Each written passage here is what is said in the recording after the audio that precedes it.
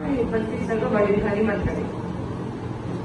आज मी काकांचे मनापासून आभार मानते की त्यांनी हा मेळावा आमच्यासाठी आयोजित केला. आपण सगळे उपस्थित राहायला, सकाळची वेळ, शेताकडे जाण्याची वेळ, पण आपण सगळे आला. खास करून माझ्या महिला भगिनी जेवढ्या मोठ्या प्रमाणात आल्या. अर्थात काँग्रेस, राष्ट्रवादी काँग्रेसचा मेळावा आहे तर महिला भगिनी येणारच, कारण इकडे त्यांना सुरक्षित वाटतं.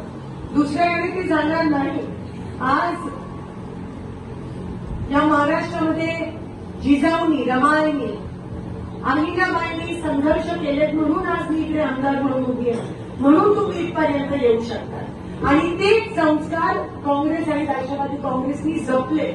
म्हणून आज महाराष्ट्रात दोन नेती, तिकडे सुप्रियाताई आणि इकडे मी, आम्ही लढत आहोत, आम्ही भिडत आहोत या शत्रूंच्या, राक्षसांच्या, या विरोधकांच्या विरोधात. आणि आमचे दोघांचे वडील तिथे पवार साहेब वन फिरतात, इकडे शिंदे साहेब पक्षासाठी वन फिरतात. त्या विरोधकाला काहीतरी असायला पाहिजे.